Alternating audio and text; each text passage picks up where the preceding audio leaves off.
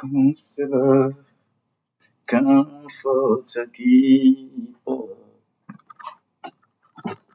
a spirit we long to embrace. Yeah, even with weakness you find us falling before your throne. Oh, we falling before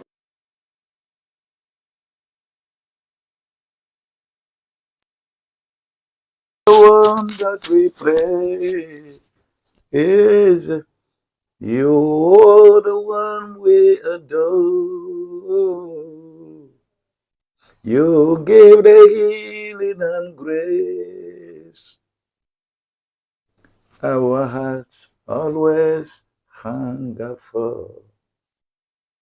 Oh, our hearts always hunger for. Almighty infinity Father, oh, faithfully love you alone.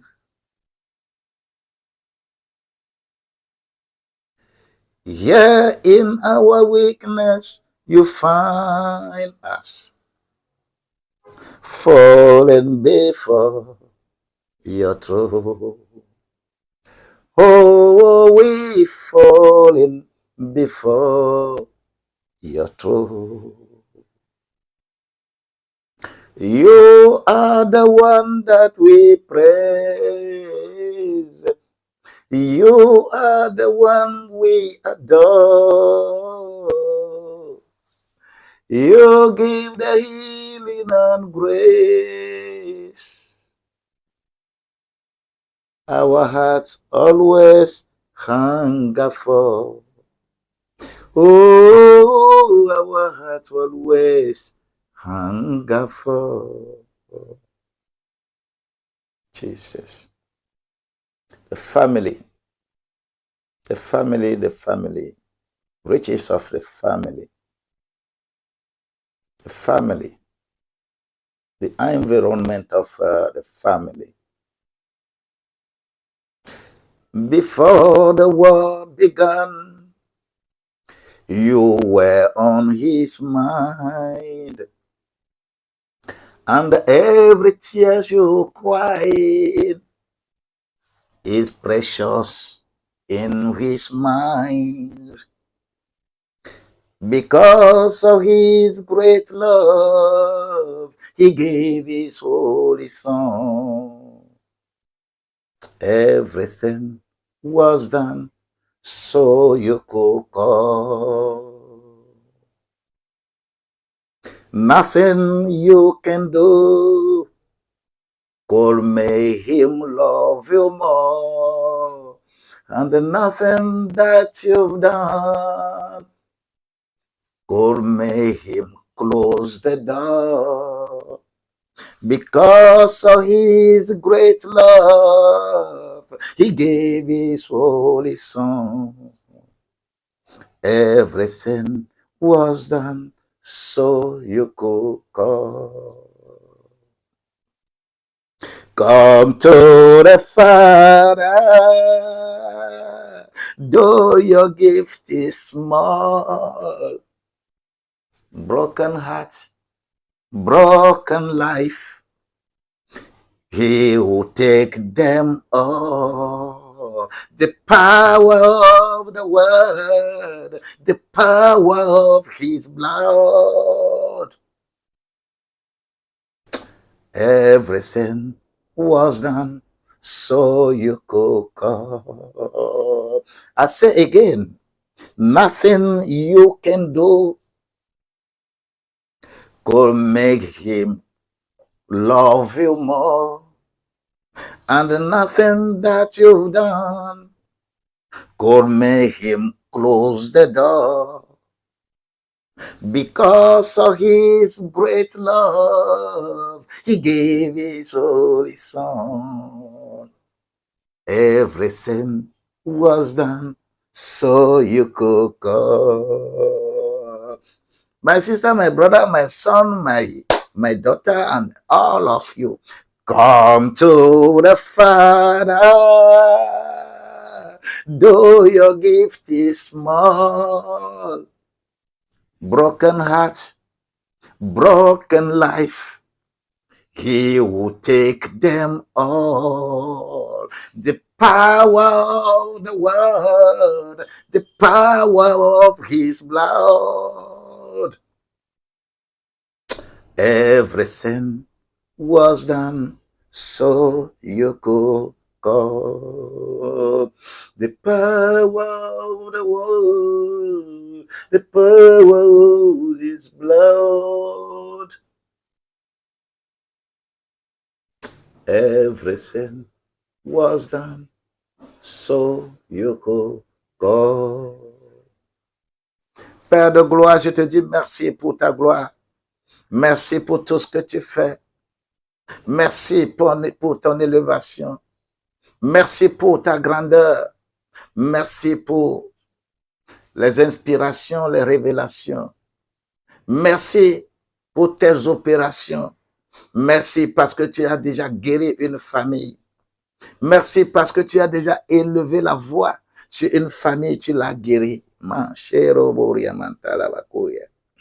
Que la grâce, que l'onction, que la puissance, celui qui nous a donné la force de nous réveiller encore, celui qui nous a donné le pouvoir d'être encore là, celui qui nous a conféré ce pouvoir, il est vivant, il n'est pas mort. Il va te tenir, il va te prendre en bride, il va t'élever si tu te soucies de ce qu'il fait, comment il te protège.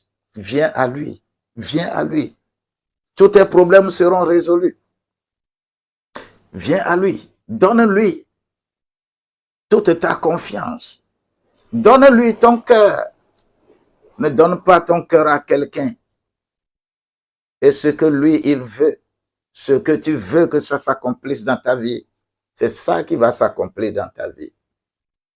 Nous sommes appelés à chacun ce qui le concerne à mettre au service de l'autre ses compétences, ses dons.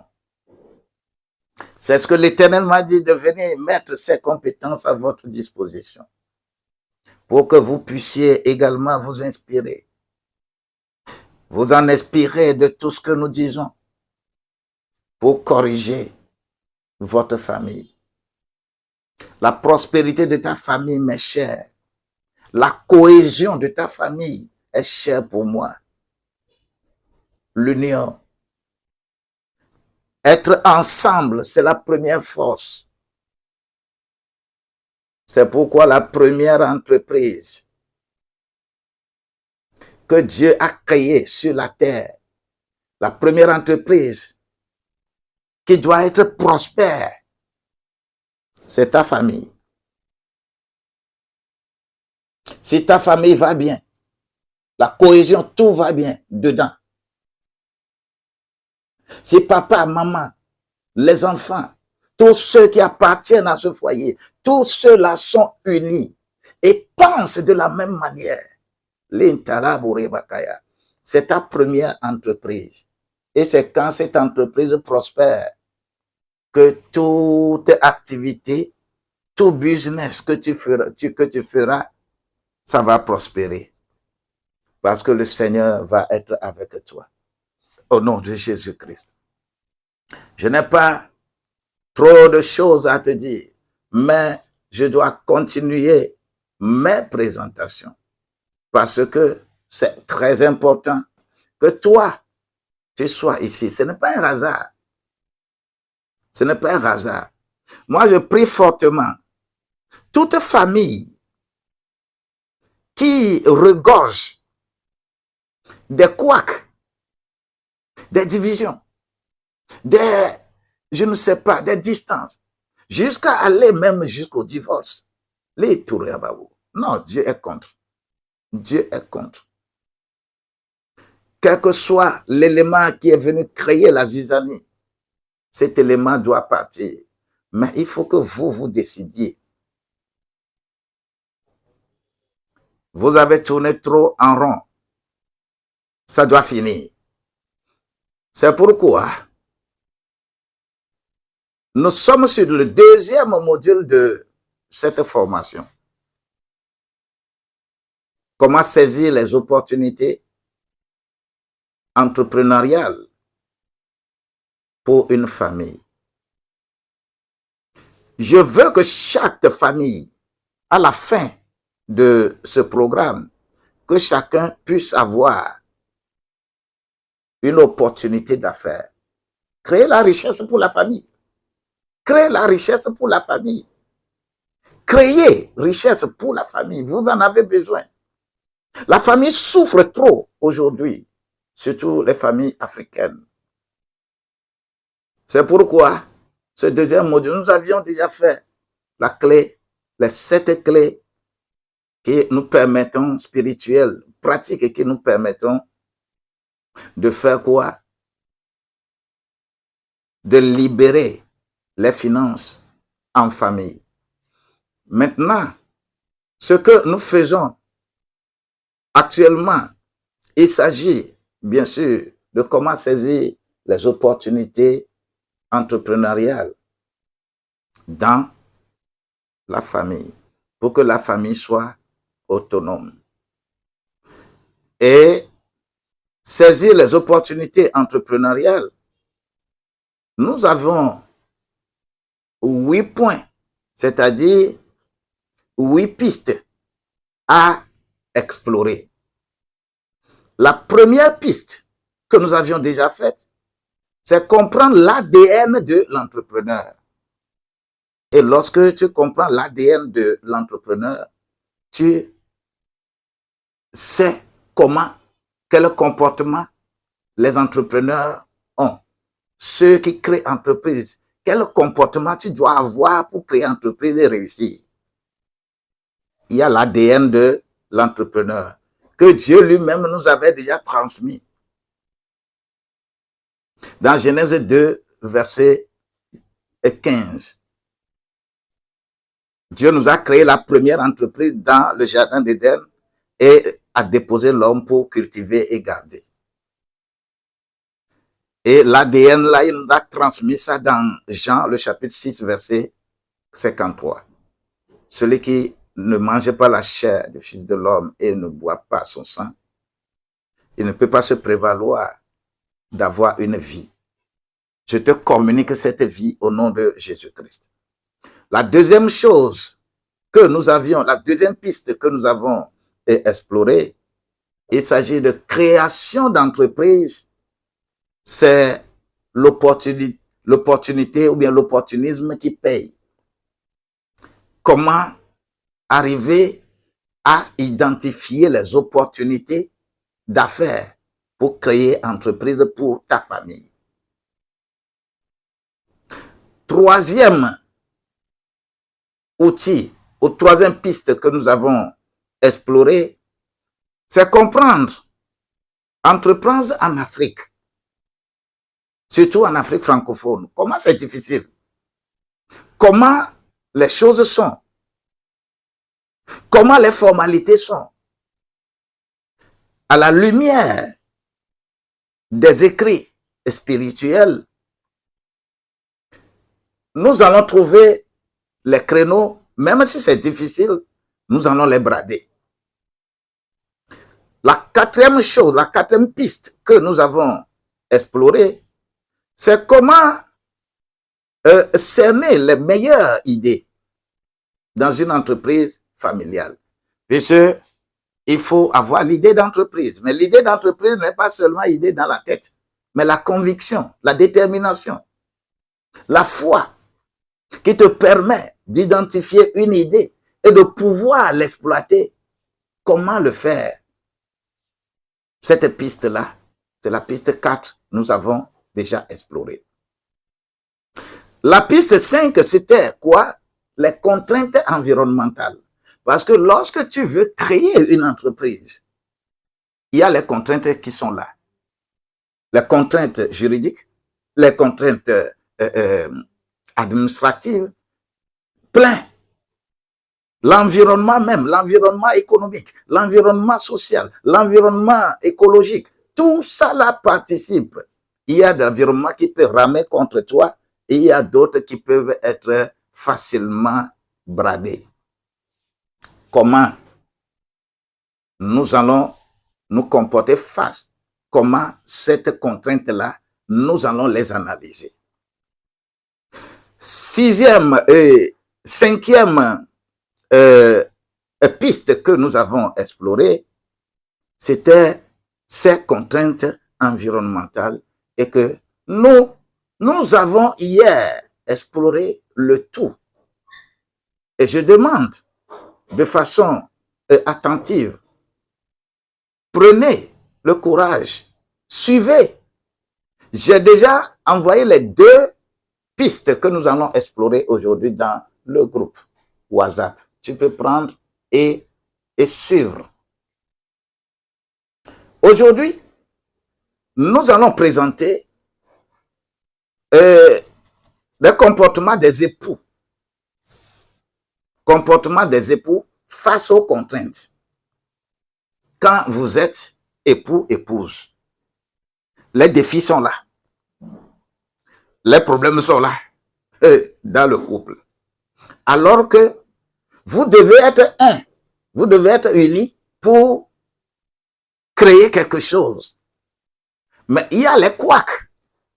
Il y a les problèmes, les contraintes environnementales qui sont là. Comment les brader? Comment nous allons chercher à trouver solution à ces contraintes? Et nous allons, septième piste, nous allons parler un peu de comment rédiger un projet d'entreprise familiale. Ce n'est pas merveilleux ça?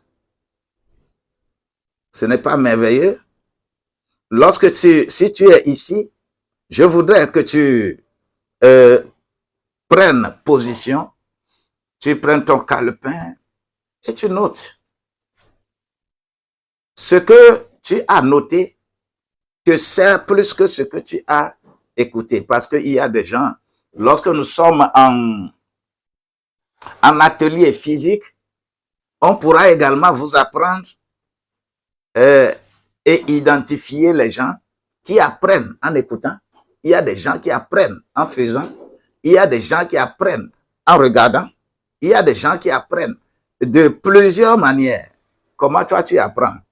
Tu ne sais pas, mais la formation, quand on fait une formation, on informe ta pensée, on sensibilise ton émotion et on mobilise ta volonté. Là, tu es formé et tu iras de gloire en gloire. La piste 6. Cette piste-là, rapidement,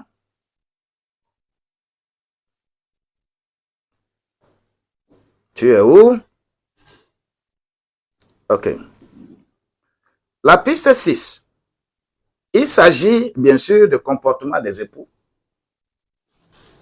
face aux contraintes environnementales liées à la réussite de l'entreprise familiale. Aucune contrainte ne va te bloquer.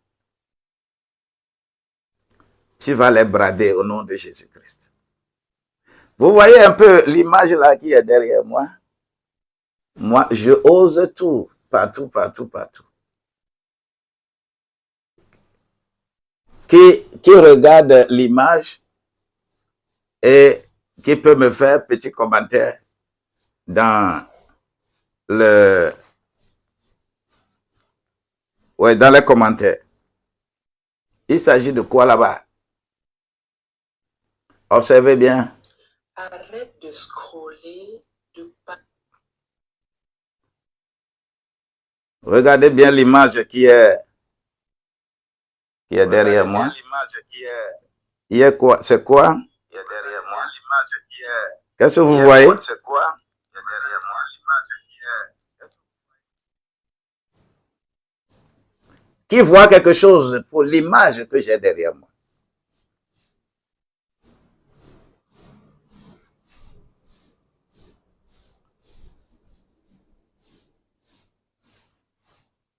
Il s'agit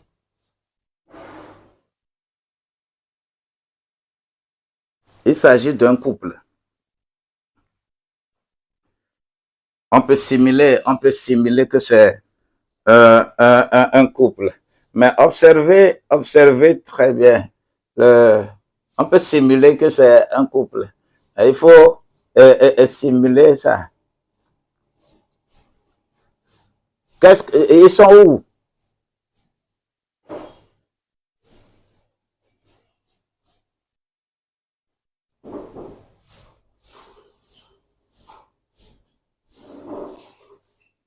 Ils sont où? Le mari a le sourire au visage et la femme, non. Le mari a le sourire au visage et la femme, non. Oui.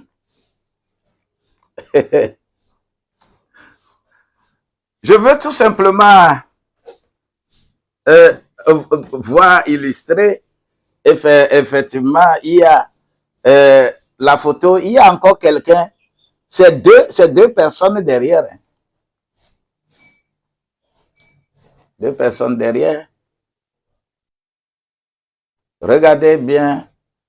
Bon, imaginez. Est-ce que vous avez bien identifié que c'est moi l'homme? Observez bien la personne.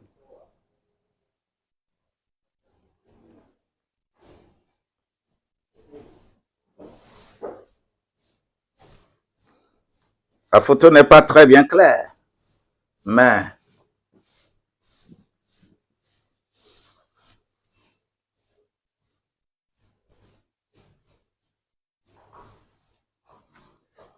c'est... Vous voyez, lorsque cette photo que je viens de mettre là-bas, il s'agit bien de moi. Je suis en train de conduire tricycle, vélo tricycle. Vélo à 3 pieds. Pas moto à 3 pieds, hein, vélo à 3 pieds. Ça, c'est l'Inde. Parce que c'est l'Inde là-bas. Et lorsque je suis allé là-bas, je suis allé en Inde pour faire le Small Business Planning and Promotion. Ça, c'était en 2007. 2007. Et comme on est allé faire le Small Business Planning and Promotion, celle qui est là-bas, c'est une Russe. C'est une Russe. Et il y a l'autre, parce que les vélos transportent 2-3 personnes derrière. Et moi aussi, j'ai... Et c'est en toutes choses, il faut essayer. Et il y a quelqu'un qui a amené le vélo. Et j'ai demandé, je veux louer le vélo là pour 1 heure. Je veux louer le vélo là pour 1 heure et apprendre à conduire ça. Je sais conduire vélo à 2 pieds.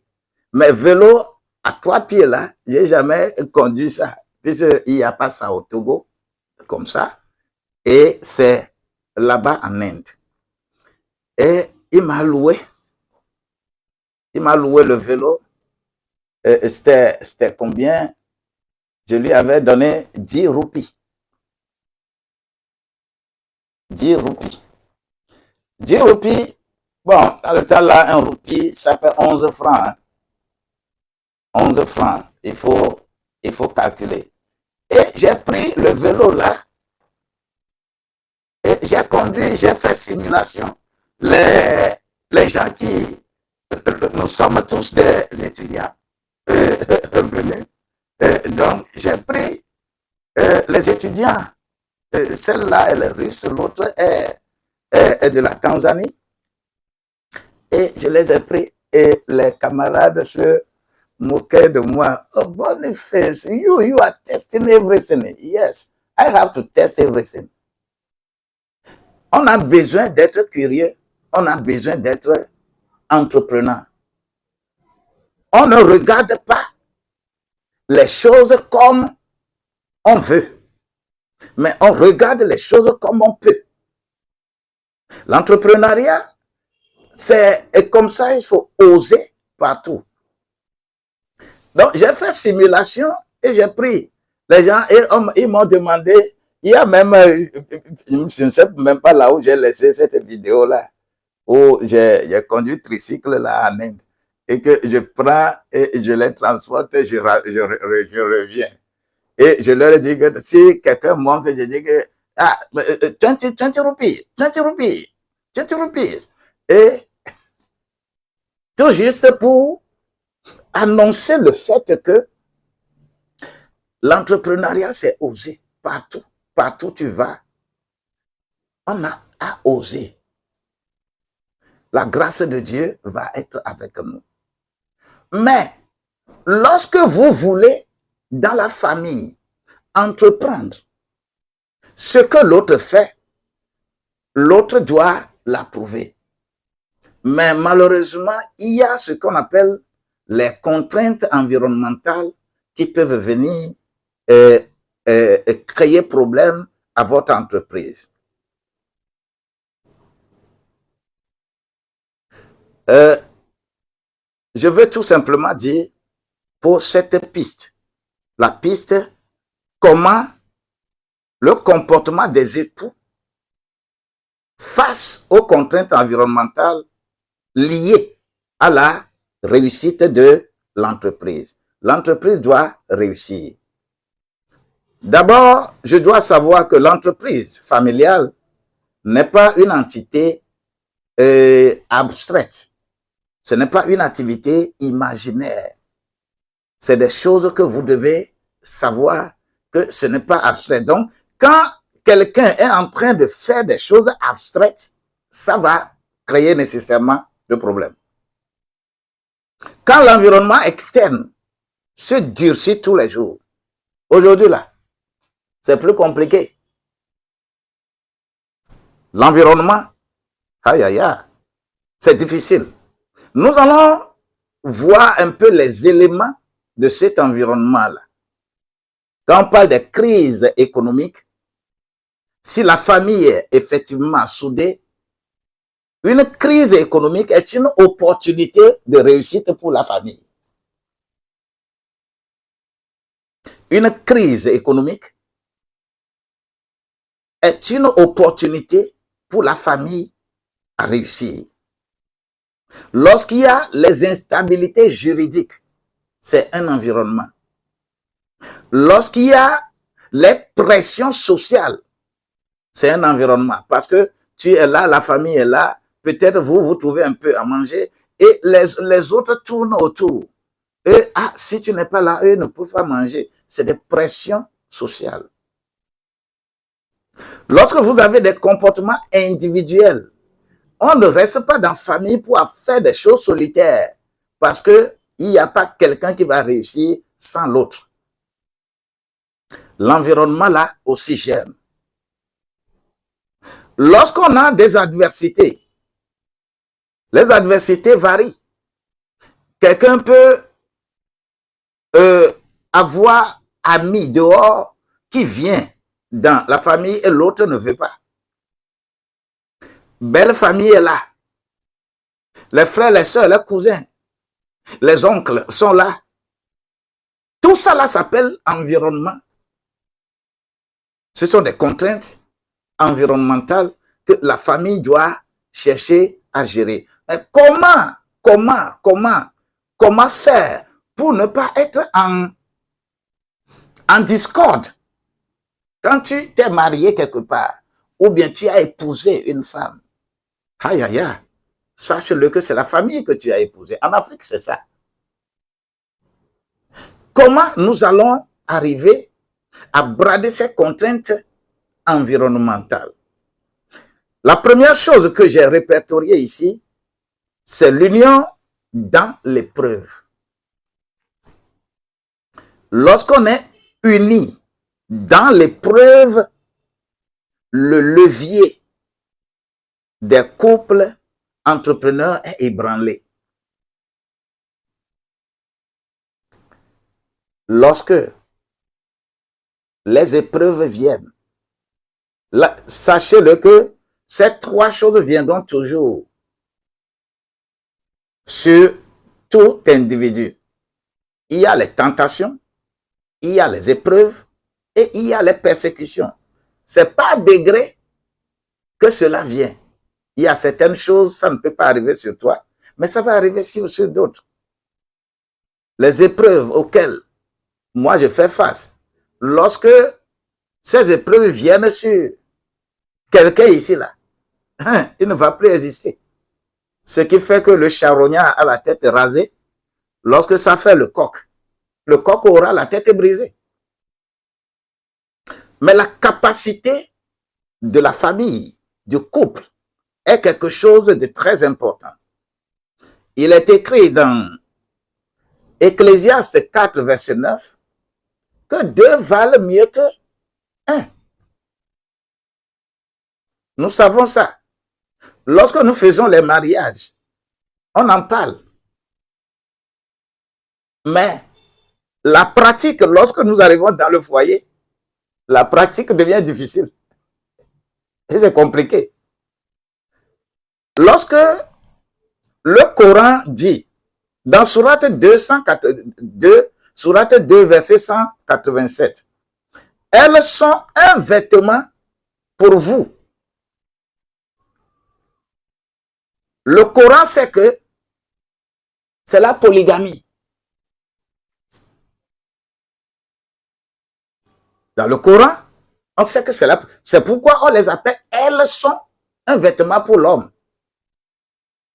Lorsque toi, tu es quelque part,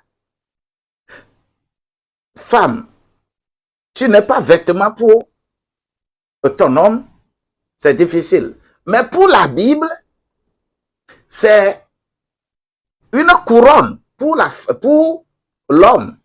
Toi, femme, tu es couronne pour l'homme. Et c'est ça qui est symbolisé par le foulard. La femme se couvre la tête, pas pour la gloire de Dieu, mais c'est pour la gloire de ton mari. Si les églises, les religions prennent ça que, femme, tu dois couvrir la tête avant de venir dans l'église, en réalité, le foulard, c'est pour la gloire de ton mari. Ce n'est pas pour la gloire de Dieu.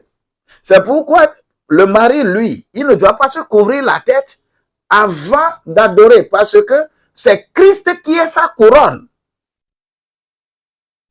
Et nous tous, Dieu nous couronne. C'est-à-dire, nous avons la force de Dieu. Donc, dans cette ligne, il y a lieu de savoir que les rôles doivent être maîtrisés. L'homme a le rôle de leadership, la femme a le rôle de management. Même le Fa va me dire que la pierre lourde se porte à 2. Une pierre lourde, ça se porte à 2. C'est le Fa. Lorsque nous prenons ces éléments que nous mettons ensemble, pour ce premier élément que nous venons d'énumérer, l'union dans l'épreuve, quelle stratégie je propose dans ceci? C'est instaurer un temps hebdomadaire de réunion conjugale en ce qui concerne l'entreprise. Il faut, quand vous commencez, il faut chaque semaine que vous fassiez une réunion pour vous mettre d'accord sur les mêmes choses chaque semaine, pour faire le point et décider ensemble. Si vous ne pouvez pas le faire, s'il y a un obstacle qui est là, cela veut dire que vous ne voulez pas réussir. Deuxième élément de cette piste. Souvent, lorsque les situations viennent, il y a ce qu'on appelle les accusations mutuelles. Est-ce que dans ta famille, il y a des accusations mutuelles? C'est-à-dire, le problème est arrivé. Le problème est arrivé et au lieu de résoudre, pour résoudre le problème, l'homme dit que c'est toi qui as tort. La femme dit que c'est toi qui as tort. Et chacun accuse l'autre que c'est toi qui as amené ce problème-là. Est-ce que ça se passe dans ta famille? Si ça se passe, dis oui ou dis non. Je vais voir.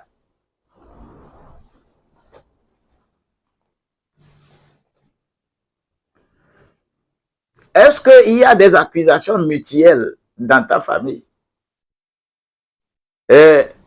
L'autre accuse l'autre, l'autre accuse l'autre. C'est un piège à éviter. Accusation mutuelle, c'est un piège à éviter. Il faut éviter ce piège-là. Même si tu penses que tu as raison, n'accuse pas. C'est un piège à éviter. Une accusation réveille beaucoup de choses. Lorsque je prends Matthieu au chapitre 7, verset 3, il est écrit: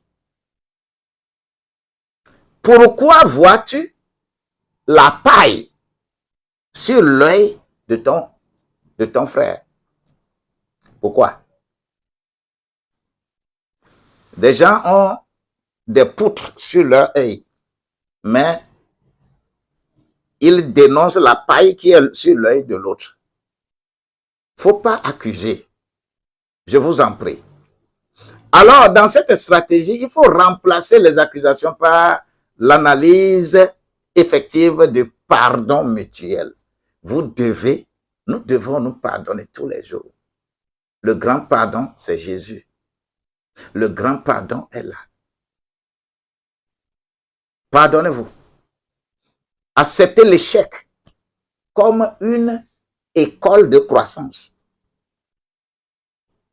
Lorsque vous avez échoué quelque part, ne cherchez pas à accuser qui a fait qu'on a échoué, mais utilisez plutôt cet échec-là comme une école et que ça là ne revienne plus. Troisième élément que nous avons répertorié ici en tant que contrainte environnementale.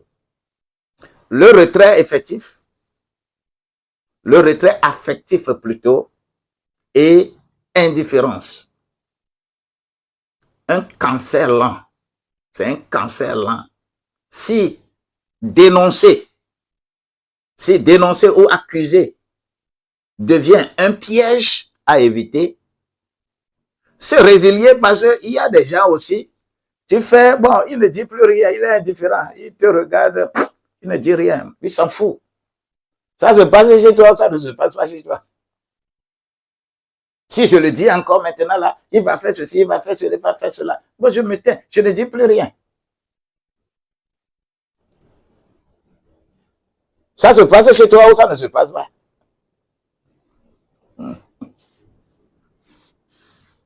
Ça là, c'est un cancer lent. C'est un cancer très très lent. Et ça va t'atteindre plus tard. Alors, il ne faudrait pas aussi faire l'indifférent. Ah mais alors c'est trop grave. Ce n'est pas grave ça. Lorsque je prends un mari, exemple, qui ne vient plus aux réunions, vous avez réunion de prière, réunion d'entente dont nous avons parlé au moins une fois la semaine. Le mari dit que moi, j'aime pas le temps. J'aime pas.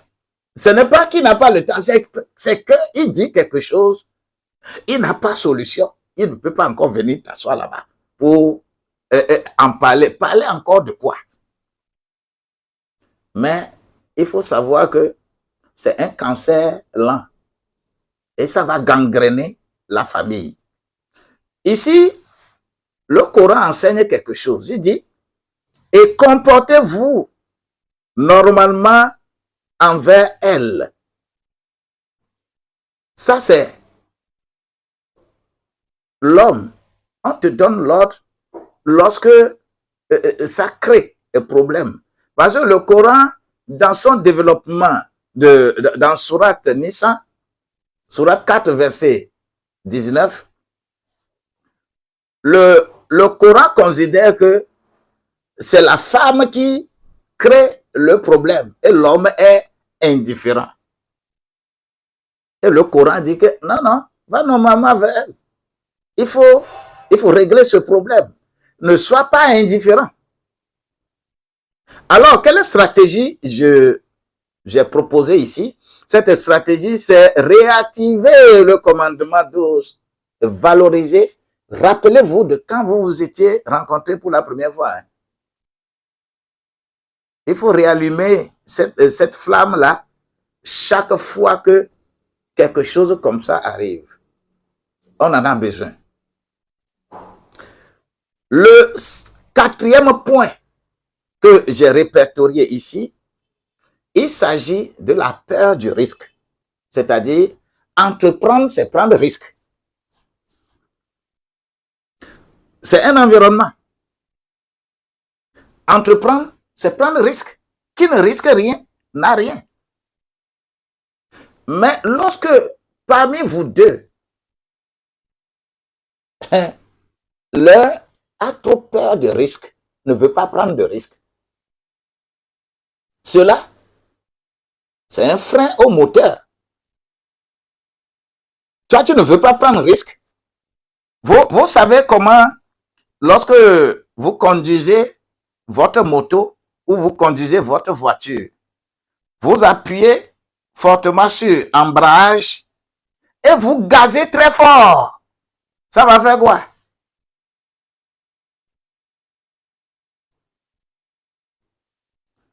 Est-ce que la voiture ou la moto va avancer? C'est ce que ça veut dire. Hein? L'un a peur de risque, ne veut pas avancer. Alors que toi, tu appuies sur l'accélérateur. Il a mis le pied sur l'embrayage. C'est un frein au moteur. La peur du risque, vous devez travailler ça. Toute activité, il y a des risques. Personne ne peut dire que moi j'ai peur des risques et que j'ai réussi. C'est pas possible. Le risque, c'est le risque. Alors, qu'est-ce que nous devons savoir? Certains époux développent un comportement hyper prudent. Il dit que je suis prudent, hein? Moi nous encore, je ne peux plus. Tu fais accident avec une voiture, c'est voiture qui va t'amener à l'hôpital. Nous sommes dans un monde de risques permanents. Alors, il est écrit dans 2 Timothée au chapitre 1, verset 7, ceci. Car Dieu ne nous a pas donné un esprit de timidité, mais un esprit de force. Je tends ma main et je déclare que toute situation de peur qui fait que tu as mis le pied sur l'embrayage au moment où on est en train de gazer la voiture, que cela cesse et que cela parte au nom de Jésus-Christ. Vous irez très loin parce que les risques ne peuvent que venir lorsque vous êtes en train de faire quelque chose de bon. Alors, il me faut avoir des stratégies appropriées. Il faut que j'intègre dans la peur comme signal d'alerte sans la laisser diriger. Quand la peur vient là, je vais donner signal d'alerte. Je dis à Dieu, jamais, jamais, jamais. Je suis vaillant. Je vais aller. Il est écrit dans Josué 1, verset 8. Ne va ni à droite ni à gauche. Va devant. La victoire est là. Tu vas brader. Les peurs seront bradées au nom de Jésus-Christ. Cinquième élément que j'ai répertorié dans cet environnement, cette contrainte, c'est le poids des familles élargies. Poids des familles élargies. Famille élargie, c'est-à-dire cette famille-là. Les cousins sont là. Les cousines sont là. Les nièces sont là. Belle-père, beau-père, belle-mère, beaucoup sont là.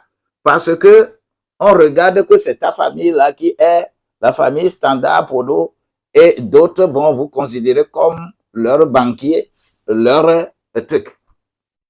Que faire?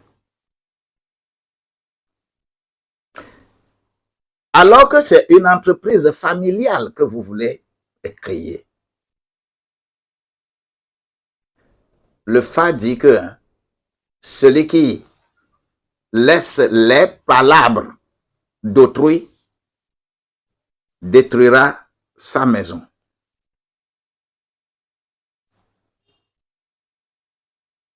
Celui qui est là, il laisse les palabres d'autrui, il détruira sa maison. Les palabres, quand c'est ce que notre président dit, quand la maison de ton voisin brûle, aide-le à éteindre le feu. Quand tu dis que toi, ça ne te concerne pas et tu mets une barrière, c'est aussi dangereux pour l'entreprise familiale. C'est double tranchant. C'est le bélier et le cochon, le porc qui étaient des amis vrais. Mais chaque fois, le porc faisait des choses et les gens viennent demander au bélier, ce que ton ami fait là, ce n'est pas bon. Le porc dit que ça ne le concerne pas. Il faut aller lui dire. Chaque fois, alors que ce sont des amis. Et un jour, le coq est allé saccager les fétiches. Le porc plutôt est allé saccager les fétiches, est allé dans le couvent et a utilisé son grain là, à saccager tous les fétiches là-bas. On a dit au bélier, ton ami porc là, ce qu'il fait là, dis-lui de ne pas faire. Le bélier dit que ça le regarde. Le lendemain, les devins sont venus voir leur fétiche saccagé. Ah, il faut réparer les fétiches. Les fétiches ne mangent pas le porc. On demande d'aller chercher le bélier pour le sacrifier pour réparer les fétiches. Vous savez, quel que soit ce que vous êtes dans la famille, ne dites jamais que ça ne te concerne pas. C'est difficile. C'est une situation à gérer. Alors, la stratégie, c'est d'établir quand même des frontières claires dans chaque domaine. Quand il s'agit de ce domaine-là, voilà ce que nous allons faire, voilà ce que nous allons faire, voilà ce que nous allons faire. Et d'un commun accord, mari et femme décident ce qu'on peut faire, ce qu'on peut faire, ce qu'on ne peut pas faire. Parce que vous ne pouvez pas tout faire aussi. Mais être indifférent, dire que ça ne te concerne pas, c'est un danger, c'est toi qui iras. Puis le jour, quand ça va péter là, c'est toi, on va prendre le téléphone, on va appeler premièrement. Alors, fais attention. Sixième point que j'ai répertorié dans ces contraintes, il s'agit de l'entraide émotionnelle et spirituelle.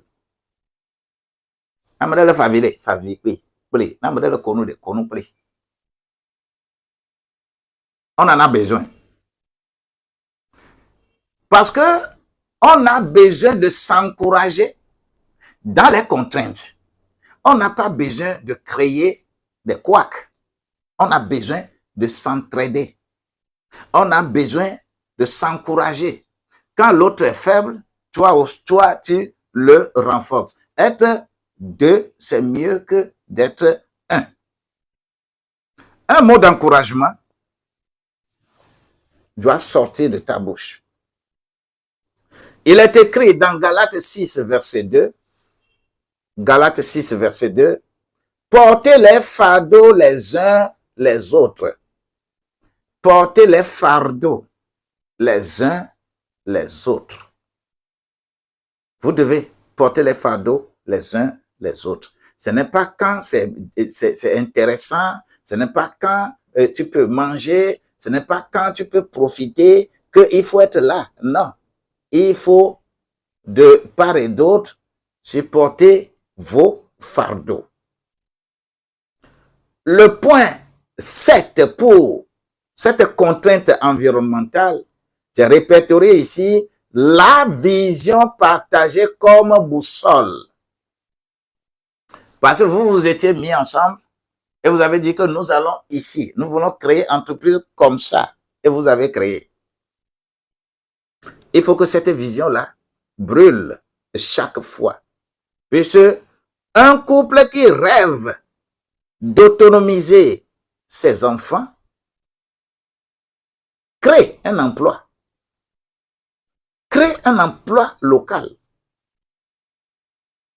Parce que l'entreprise créée, ton enfant peut aller à l'école n'importe comment, a déjà trouvé emploi. Je connais une femme à Kara, elle est ici du sud, mais elle fait le restaurant Bafoufou à Kara. Ses enfants sont allés à l'école, ils ont une maîtrise en gestion, ils n'ont pas cherché du travail ailleurs. C'est l'enfant qui gère Bafoufou. Et très bien, ça prospère bien, c'est correct. Une entreprise réussie. L'éducation, tu as autonomisé tes enfants. Tes enfants n'iront pas chercher ailleurs. Parce que vous avez réussi. Et je vous dis que un peu, c'est ça la force en Suisse. Hein. C'est un peu la force des familles suisses. C'est la force des familles suisses. Lorsque vous êtes dans un environnement où les entreprises familiales fleurissent, cela donne plus de vigueur à la commune. Parce que c'est les familles, c'est les entreprises locales qui contribuent à la gestion et au développement de la commune. Quand les familles souffrent, votre commune va souffrir. Mais quand les familles sont à l'aise, eh bien, tout va bien marcher. Donc, pour élucider ces, comment l'appelle-t-on, ces 7 points, nous avons 7 points de prière pour clôturer pilier 6 là. La piste 6 là. Donc, allez dans le groupe, vous allez trouver ces points de prière et que vous allez prier sur ça pour que cela soit mis en pratique avec vous. Je m'en vais vers pilier 7. La piste 7. Cette piste 7, c'est apprendre à rédiger le projet d'entreprise familiale. Il faut apprendre à rédiger. Parce que lorsque vous avez l'idée d'entreprise, vous allez travailler avec des partenaires. Vous allez travailler avec les banques. Vous allez travailler avec les fournisseurs en amont et des fournisseurs en aval. Vous allez être sur le micro-environnement. Et vous allez être dans la macro-environnement. Vous avez besoin de satisfaire tout ce qui se trouve dans ces environnements-là. Et pour que les financements, les banques vous soutiennent, les microfinances vous soutiennent, les institutions vous soutiennent, il faut écrire ça clairement. Et il faut écrire le projet. Ne pensez pas que quand tu veux même vendre arachide grillé devant la porte, ne pense pas que ce n'est pas une affaire. C'est une grande affaire. Même si c'est piota que tu veux vendre, c'est une grande affaire. Il faut jamais minimiser ce que vous êtes en train de faire. Mais lorsque vous allez les transcrire sur papier et commencer à développer comment ça y est aujourd'hui, comment ça va être demain, comment ça va être dans 5 ans, c'est-à-dire à moyen terme, et comment ça va être dans 15 ans à long terme, lorsque tu le fais comme ça, c'est ce que nous présentons à Dieu. C'est le projet là qu'on présente à Dieu. Vous allez trouver dans la Bible que lorsqu'on envoie, par exemple, quand il s'agit de Sanchérib, on a envoyé lettres avec les Josaphat et tout ça. On a fait quoi? On a montré, c'est un projet. On a montré ça à Dieu. Et on demande à Dieu, est-ce que nous irons? On dit oui, allez, et vous allez gagner. Ne minimisez pas le fait de transcrire votre projet par écrit. Donc, on en a besoin. Nous avons également mis cette piste-là. Et la piste 1, premier élément de la rédaction de projet, c'est pourquoi rédiger un projet. Les bénéfices concrets. Rédiger un projet, c'est cibler les bénéfices concrets. Bien sûr que tu es dans un environnement où tu ne peux pas déterminer demain, mais la conviction spirituelle, la foi que tu as, c'est la foi là que tu transcris dans le projet. Les gens qui font yoga, meditation, les hindouistes, les gens qui font Baha'i, les gens qui font le bouddhisme, ils sont très forts dans ça. C'est ce qu'on appelle la méditation transcendantale. Ils sont forts dans ça. Ils savent comment commencer à attirer ce qui est invisible et lui donner encore. Ce qu'on a écrit dans Éphésiens au chapitre 1, verset 3.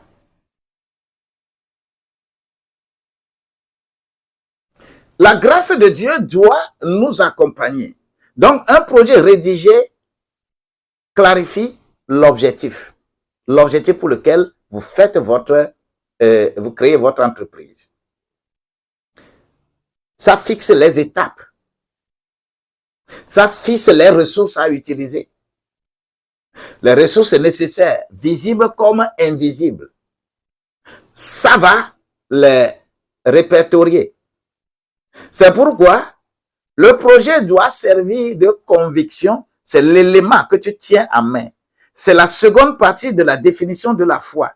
C'est-à-dire, la foi est l'assurance des choses qu'on espère. Ça, c'est abstrait. Mais la démonstration de celles qu'on ne voit pas.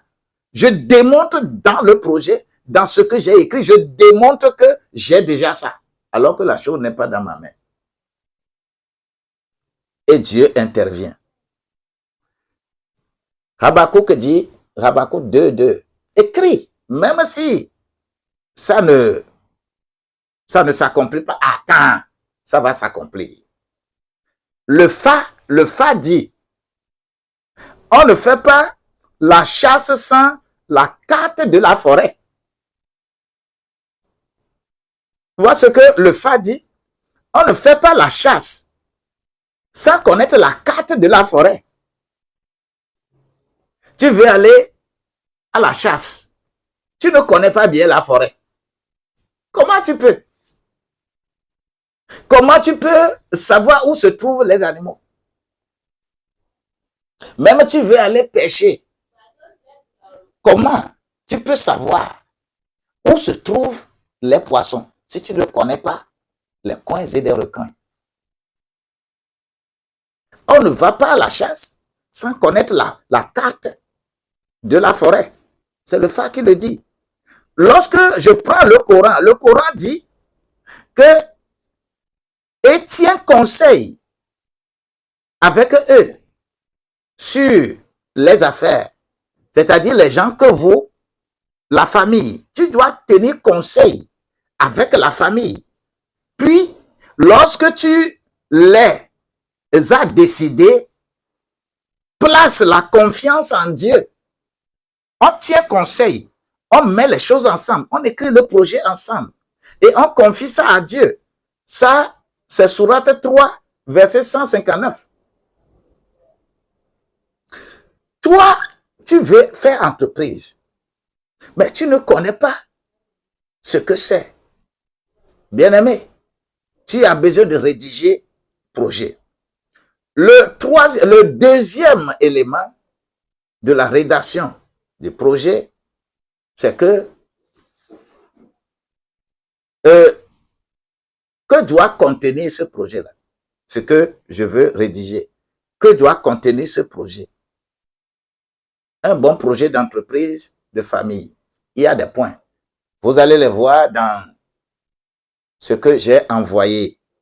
Le nom de l'entreprise que vous créez, le problème que l'on résout, le problème que tu veux résoudre en créant entreprise, l'idée de résolution de ce problème, comment tu veux résoudre ça, les bénéfices ciblés que tu veux engranger, les produits et services que tu veux vendre, le modèle économique que tu as choisi, c'est-à-dire comment on gagne de l'argent.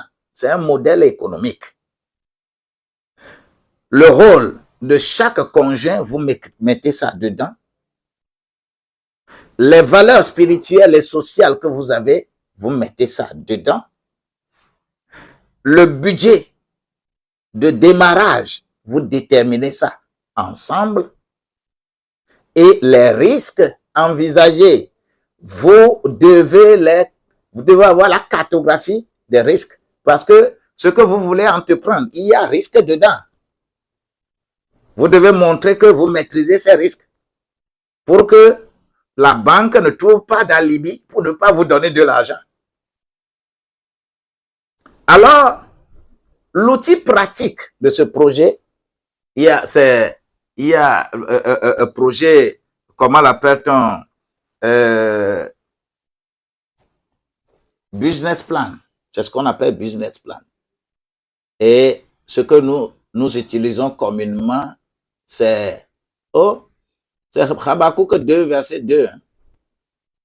Ce que nous utilisons communément, c'est le modèle d'affaires Canva. J'ai mis un peu le détail dans ce que nous avons. Dans ce modèle, il y a le segment de clients que tu veux atteindre, il y a la proposition des valeurs que tu veux réaliser, il y a les canaux de distribution, tu dois trouver les relations clients, tu dois énumérer le revenu. Tu as fait un modèle d'affaires. Le modèle d'affaires, on s'inspire du modèle d'affaires pour écrire plan d'affaires. Si quelqu'un réellement est dans ces conditions et qu'il aimerait qu'on l'aide à rédiger le modèle d'affaires, le plan d'affaires, je suis là. Je suis là. Je vais t'accompagner. Ce que les cabinets font à coût d'argent. Mon cabinet a eu un contrat en 2024 un contrat de coaching des entreprises agricoles financé par GIZ pour coacher les entreprises agricoles comment rendre viable l'exploitation agricole, comment chercher la clientèle, comment transformer les relations qui existent entre l'entreprise, l'entrepreneur agricole et l'acheteur des produits agricoles. Si nous le faisons, mon cabinet le fait déjà. Comment le cabinet ne peut pas le faire pour toi? Le Seigneur va nous bénir. Le troisième point pour rédaction du projet, c'est le rôle des époux dans la conception du projet. Quel rôle chacun joue? Quand vous concevez le projet là, quel rôle chaque époux va jouer? Vous devez écrire ça. Un projet d'entreprise familiale ne doit pas être rédigé par un seul conjoint. Que toi tu es là, j'ai déjà rédigé. Et que voilà. Non, il faut rédiger ensemble. Les contours qui sont là, vous les maîtrisez ensemble. Et le Seigneur va être avec vous. Alors, lorsqu'il est écrit, toujours dans mon Ecclésiaste 4, verset 9, là, être deux vaut mieux que d'être un. Et il faut chercher des astuces pour alors organiser. Alors, il faut organiser une retraite conjugale. Est-ce que tu as déjà organisé une retraite conjugale sur un sujet? C'est-à-dire mari et femme. Vous deux, vous allez retraite conjugale. Vous avez une fois fait ça? C'est difficile de le faire. Hein? Souvent, c'est difficile de le faire.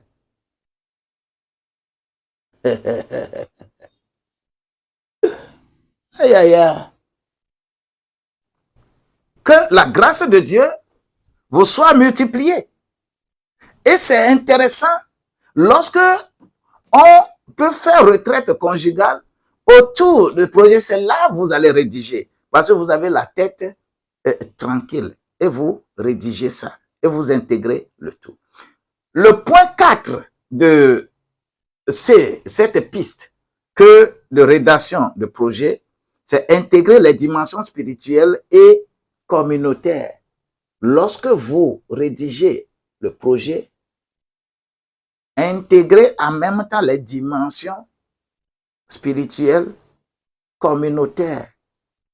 Et ne pensez pas que votre maison là, les divinités de ta maison là, les trucs de ta maison là, ne pense pas que ça ne peut pas avoir effet sur votre projet. Nous sommes en Afrique. La famille de la femme, la famille de l'homme. Ne pensez pas que il n'y a pas quelque chose dans cet environnement-là, dans ta maison, dans la maison de l'autre, qui peuvent ramer contre votre entreprise. Le mal est partout. Hein. En Afrique, le mal est partout. J'ai besoin d'intégrer les dimensions spirituelles et communautaires. Parce que, écoute bien, une entreprise familiale chrétienne, musulmane ou fondée sur le fa ne se limite pas à un modèle économique. Il y a le modèle économique orienté vers tant. Les pesanteurs spirituelles sont là. Si tu ne comprends pas ça, tu vas avoir des problèmes. Donc, le projet doit réfléchir et refléter le modèle économique pratique et bien transparent que vous voulez implémenter. Il doit avoir les objectifs sociaux. Il doit avoir les principes des dons. Il doit avoir des principes de partage. Vous devez en même temps intégrer ça. Bien sûr qu'en Europe, on ne peut pas intégrer ça dans un projet. Parce qu'eux, ils sont une société suffisamment individuelle. L'individualisme prime trop en Occident. Mais l'Afrique, c'est une société suffisamment sociale. Et vous ne pouvez pas faire quelque chose de façon solitaire sans intégrer ce que l'environnement là doit aussi avoir. Le point 5 de cette piste, il s'agit d'écrire dans un langage accessible. Vous savez, si c'est français que tu veux écrire là, écris français. Si c'est EV que tu veux écrire, écris EV. D'ailleurs, pour montrer ça à Dieu, si tu es par exemple Mina, si tu es Kabier, si tu es Evé, si tu es Bassa, si tu es, comment l'appelle-t-on, je ne sais pas, quelle langue, quelle ethnie, si tu es Aoussa, si tu es, tout ça là, Yoruba, si tu peux écrire le projet dans ta langue, c'est bon. C'est bon. Parce que Dieu te connaît là-bas plus que d'autres langues. Si tu as quelque chose de précieux à dire à Dieu, il faut dire ça dans ta propre langue, dans ta langue maternelle. Ici, nous sommes en train de parler le français pour faire chose. Mais lorsque vous êtes dans la pratique, parlez votre langue. Lorsque vous voulez confier votre entreprise à Dieu, là. Confiez l'entreprise là à Dieu dans votre langue, parce que Dieu vous connaît dans votre culture. C'est une grave erreur de dire que toi tu es quelque part et nous sommes devenus chrétiens, c'est latin que Dieu écoute et Yves Dominisco. Fais attention. Toi là, c'est des affaires religieuses ça. Ne dis pas que c'est arabe que Dieu comprend. Non. Dieu connaît ta langue. C'est Dieu lui-même qui a créé ces langues-là dans Genèse 11. Ne dis pas que toi, ta langue ne peut pas parler à Dieu. Quand c'est sincère, c'est dans ta langue que tu parles, tu t'adresses à Dieu. Alors, fais attention dans l'appréciation des choses au niveau religieux. La religion détruit plus que ne corrige. Mais fais attention. Lorsque tu veux vivre longtemps et travailler et aller plus loin, déconnecte-toi de religion. Que toi et Dieu là, vous êtes en relation. La grâce de Dieu va être avec toi. Dieu connaît toi personnellement. Dieu ne connaît pas ta religion. Ça, il faut que tu le saches. Ça là, si tu ne martèles pas ça dans l'entreprise familiale, tu vas tomber dans des pièges religieux. Ta religion va t'imposer des choses que on va dire que c'est ça la religion, c'est ça la religion. Et comme ça, tu es englouti. Dans nos églises aujourd'hui, on amène les riches pour les appauvrir, alors que on doit amener les pauvres pour les enrichir. L'être humain a le ventre devant. L'être humain crée problème là où il n'y a pas, en étant son ventre, en prenant son ventre devant. On ne crée pas entreprise immédiatement parlant de l'argent, l'argent. Aime les gens, l'argent viendra. Aime l'argent, les gens te fuiront. Première chose, premier comportement entrepreneurial, c'est aimer les gens. Ce n'est pas aimer l'argent. Donc, tu écris dans un langage très clair. Ça, c'est la piste 5. La piste 6, il faut projeter les étapes de croissance. Tu dois projeter ça. dans le projet. Et si tu le fais, la grâce de Dieu sera avec toi. Vous savez, dans Luc 14, verset 28, il est écrit, « Celui qui construit une tour ne s'assied-il pas d'abord pour évaluer la dépense? » Tu dois évaluer la dépense pour que tu ne commences pas et après les gens vont passer et ils vont se moquer de toi qu'il a commencé, il n'a pas terminé. Luc 14, verset 28. Et septième point que nous avons répertorié dans le projet là, dans le projet, c'est mettre à jour et prier sur le projet. Lorsque vous faites tout, priez sur le projet. Souvent, lorsque ça arrive à ce niveau et on veut rendre opérationnel le projet, on veut commencer les activités du projet, les activités de l'entreprise, nous, on nous appelle. Nous allons venir mettre un peu fondement. Nous allons prier là-bas. Nous allons dire des choses et donner des directives pour que ton projet d'entreprise marche, que ton projet d'entreprise soit fleurissant. Nous le faisons.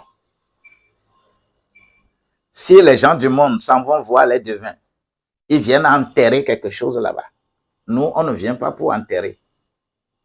Ce qu'on enterre là demandera toujours de renouvellement. Jésus est enterré et il est ressuscité. Il n'est plus dans la terre. Moi, je ne veux plus mettre quelque chose dans la terre. Non. Mais on va parler. Et la conviction que vous avez, cette conviction-là va être bénéfique pour vous. Soyez bénis. Voilà le menu de ce jour. Ce jour, voilà son menu. Et nous disons merci pour votre vie. Et priez. Allez dans le groupe, lisez et posez des questions. Le Seigneur est avec nous. Aujourd'hui, que la grâce de Dieu vous soit multipliée. Yaï soit béni au nom de Jésus-Christ. Anna soit bénie. Lady Betty soit bénie au nom de Jésus-Christ. Oui. Samuel soit béni. Ruth soit bénie. Que vous soyez nombreux ou pas. Hier, vous étiez plus nombreux que ça. Mais aujourd'hui, ça a beaucoup diminué. Mais le Seigneur, il sait comment il règle ces problèmes. Il va encore les régler pour nous et il nous donnera ce qu'il faut pour sa gloire. Il reste le dernier point que nous allons faire demain pour ce livre, pour cette semaine. Vous êtes, soyez bénis, bénis et bénis. Et demain, on reprend le dernier point de saisir opportunité entrepreneuriale. Et la semaine prochaine, on se prépare pour le budget. On se prépare pour le budget familial pour la semaine prochaine. Nous avons les opportunités. L'argent, nous avons les opportunités. Nous les transcrivons dans un projet et on attend de faire le budget pour mettre ça en pratique. Le Seigneur va mettre de l'ordre dans notre vie et nous irons de gloire en gloire. Merci, merci, merci beaucoup. Merci beaucoup. Et ça ferait demain.